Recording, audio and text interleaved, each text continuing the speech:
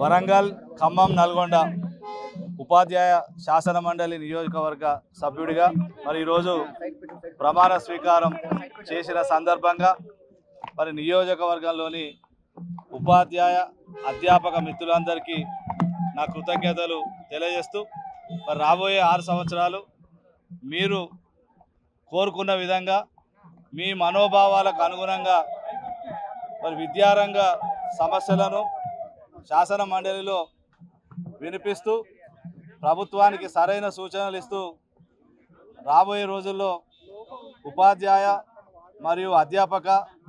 విద్యారంగ సమస్యలన్నీ పరిష్కారం అయ్యే విధంగా ప్రభుత్వంతో మాట్లాడి సమస్యల పరిష్కారాన్ని జరపడానికి కృషి చేస్తా అని చెప్పి సందర్భంగా తెలియజేస్తూ మరి రాబోయే రోజుల్లో మరి ప్రభుత్వం మేనిఫెస్టోలో పెట్టిన విధంగా సిపిఎస్ విధానాన్ని రద్దు చేయడంలో కానీ అదేవిధంగా మరి పెండింగ్ డిఏలు 5 డిఏలను కూడా విడుదల చేసే విషయంలో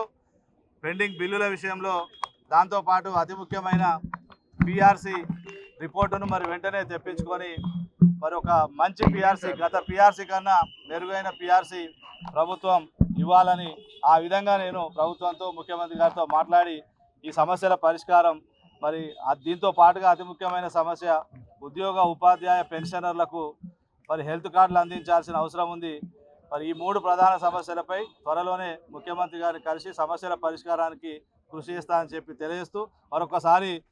మరి వరంగల్, ఖమ్మం, నల్గొండ నియోజక 3 ఉమ్మడి జిల్లాల పరిధిలోని ఉపాధ్యాయ అధ్యాపక మిత్రులందరికీ పేరు పేరున నమస్కారాలు తెలియజేస్తూ ముగిస్తున్నా. జై తెలంగాణ.